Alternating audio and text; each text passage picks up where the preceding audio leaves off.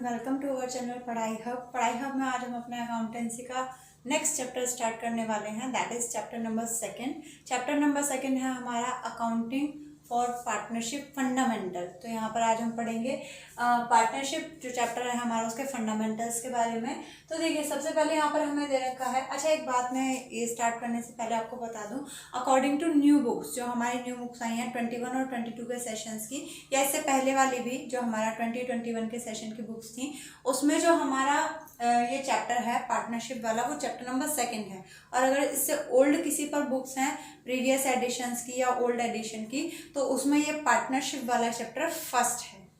ठीक है, new addition में मतलब इस ईयर की, करंट ईयर की और इससे प्रीवियस वाले की, उसमें आपका चैप्टर नंबर फर्स्ट एनपीओ है। और अगर उससे पहले वाली अगर आपके पास बुक्स हैं तो उसमें आपका ये चैप्टर 2 है पार्टनरशिप फंडामेंटल। क्लियर? चलिए तो अब इसे हम स्टार्ट करते हैं। डेफिनेशन ऑफ पार्टनरशिप, पार्टनरशिप होती क्या है? तो डेफिनेशन ऑफ पार्टनरशिप में दे रखा है, according to section 4 of Indian partnership act 1932 Indian partnership act section 4 के according partnership is the relation between person who have agreed to share the profit of a business carried on by all or any of them acting for all। Partnership क्या है?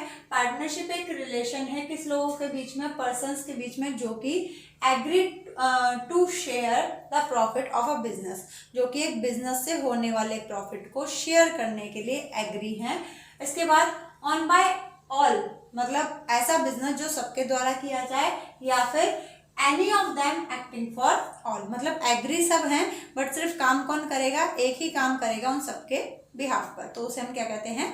Partnership. उसके बाद आता है आपका features, elements, characteristics of partnership. Partnership के features, character, elements क्या क्या होते हैं? देखिए यहाँ पर आता है 2 और मोर पर्सन मतलब मिनिमम मुझे कितने लोग चाहिए? मिनिमम मुझे 2 पर्सन चाहिए, मैक्सिमम मेरे पास 15 मेंबर्स होने चाहिए, तभी आप पार्टनरशिप कर सकते हैं। उसके बाद है एग्रीमेंट की अगर हम बात करें, सो एग्रीमेंट आपका ओरल भी हो सकता है, रिटन भी हो सकता है। इसमें क्या होता है? It consist rights and duties. हमारे जो जितने भी पार्टनरशिप हैं उनकी क्या क्या राइट्स होंगी, क्या क्या ड्यूटीज होंगी, सब कुछ उसमें लिखा होता है। उसके बाद आता है existence of business and profit motive. जो हमारा बिजनेस का एग्जिस्टेंस है वो लीगल होना चाहिए। Business must be legal and have motive to earn profit. आपने जो भी बिजनेस कर रहे हैं वो लीगल होना चाहिए और उसका मेन मोटिव प्रॉफिट अर्न करना होना चाहिए। जैसे कि सपोज दो थीफ है, वो क्या कर रहे हैं? वो चोरी करने के बारे में सोच रहे हैं और वो फिर, बट क्या आप उसे पार्टनरशिप कह सकते हैं? अगर वो चोरी करने के बारे में सोच रहे हैं, रॉबरी करने के बारे में सोच रहे हैं, तो ऑब्वियस सी बात है वो उनका जो भी पार्टनरशिप है वो क्या है? इल्लीगल है ना। रॉबरी जो है वो इल्लीगल होती है, तो वो पार्टनरशिप, उसे हम पार्टनरशिप नहीं कह सकते। उसके बाद उसका मेन मोटिव तो प्रॉफिट अर्न है बट उनका जो बिजनेस है वो इल्लीगल है। या फिर लीगल की बात करें, अगर आपने सपोज कोई चैरिटेबल ट्रस्ट खोला, चैरिटेबल ट्रस्ट मतलब नॉट फॉर प्रॉफिट ऑर्गेनाइजेशन, तो चैरिटेबल ट्रस्ट अगर हमने खोला तो उसमें मेन मोटिव क्या है? वो लीगल तो है बट उसका मेन मोटिव क्या है? लोगों को सर्विस देना। तो ऐसा नहीं होना चाहिए, दोनों चीजें होनी चाहिए। आपका बिजनेस लीगल भी होना चाहिए और उसका मेन मोटिव प्रॉफिट अर्न करना होना चाहिए।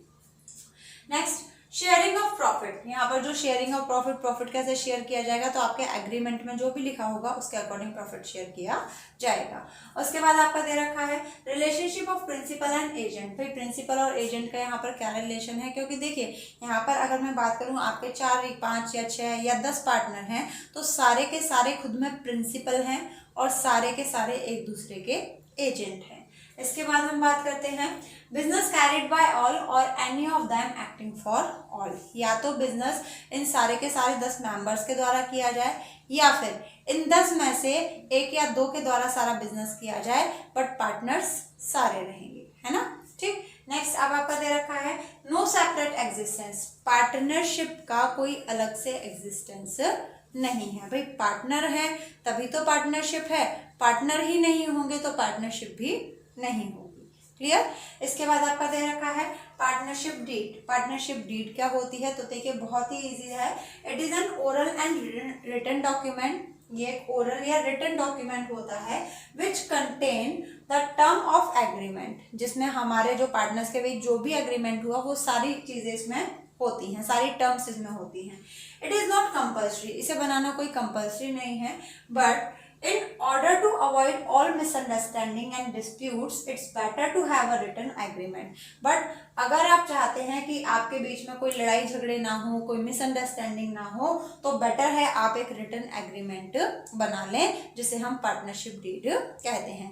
पार्टनरशिप डीड में बहुत कुछ होता है, हमारे पार्टनर्स का नेम, उनका एड्रेस, पार्टनरशिप जो करी गई है क्यों करी गई है, कितने टाइम के लिए करी गई है, क्या प्रॉफिट शेयरिंग होगा, क्या सैलरी होगी, interest on capital, interest on drawing, there is lots of terms in the partnership deed. और अगर आप चाहते हैं कि आगे जाके कोई भी किसी भी तरीके का कॉन्फ्लिक्ट ना हो, तो आपको एक रिटन पार्टनरशिप डीड बनाकर रख लेनी चाहिए। ठीक, नेक्स्ट अब आपका आता है rules applicable in the absence of partnership deed. ऐसे कौन से रूल्स हैं अगर बाई चांस आपने सिर्फ ओरल पार्टनरशिप डीड करी कि भाई हम ऐसे करेंगे ऐसे करेंगे, तो अगर आपके बीच में कोई पार्टनरशिप डीड नहीं है, सिर्फ 4 लोग मिले, उन्होंने कहा चलो बिजनेस करते हैं, ठीक है बिजनेस करते हैं, उन्होंने कोई पार्टनरशिप डीड बनाई ही नहीं, तो उस केस में क्या होता है, देखिए प्रॉफिट शेयरिंग रेशियो, फिर प्रॉफिट शेयरिंग रेशियो कैसे होगा, प्रॉफिट शेयरिंग रेशियो या तो इक्वल होगा या फिर उनके कैपिटल कॉन्ट्रीब्यूशन है, मतलब जैसे एक ने लगाया 1 लाख, एक ने 2 लाख, एक ने 3 लाख, तो क्या रेशियो हो जाएगा 1:2:3। ठीक,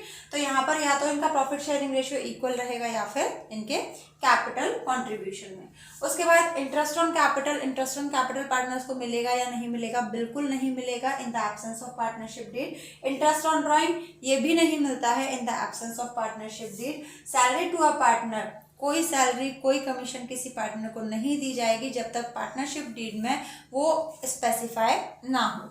उसके बाद है आपका इंटरेस्ट ऑन लोन। अब इंटरेस्ट ऑन लोन मतलब कौन किसको लोन ले रहा है या कौन किसको लोन दे रहा है, जब कोई पार्टनर अपनी पार्टनरशिप फर्म को लोन देता है तो पार्टनरशिप फर्म को पार्टनर को क्या देना पड़ेगा, इंटरेस्ट, है ना। तो अगर पार्टनरशिप डीड में ऐसा कुछ नहीं लिखा है कि कितना रेट ऑफ इंटरेस्ट देना है, किस हिसाब से देना है, तो ऐसी अगर आपकी कोई कंडीशन आ जाती है, मतलब अगर पार्टनरशिप फर्म ने पार्टनर से लोन ले रखा है, अब भाई लोन ले रखा है फर्म ने, तो क्या होगा, लोन के लिए इंटरेस्ट तो देना पड़ेगा फर्म को।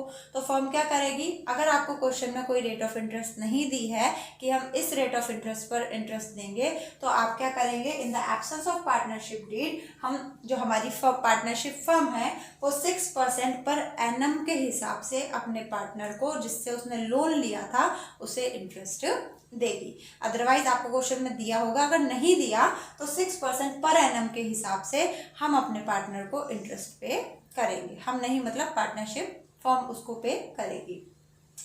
इसके बाद है admission of a new partner. एक नए पार्टनर का एडमिशन क्या हो सकता है in the absence of partnership deed. तो यहाँ पर दे रखा है without the consent of all the existing partners no new partner can be admitted. जब तक सारे एग्जिस्टिंग पार्टनर इस बात पर सहमत ना हो जाए कि नया पार्टनर आ सकता है, तब तक हम किसी न्यू पार्टनर को एडमिट नहीं कर सकते। अगर 5 है या 6 आपके पार्टनर है, 6 में से अगर एक भी मना करता है कि नहीं कोई न्यू पार्टनर नहीं आएगा, दैट मीन्स कोई न्यू पार्टनर नहीं आएगा। ठीक है, तो आज की हमारी वीडियो में बस इतना ही। इसके लिए अगर आपको कोई भी सजेशंस है या कोई भी डाउट है तो आप कमेंट सेक्शन में जाके कमेंट कर सकते हैं। This is it for today, thank you.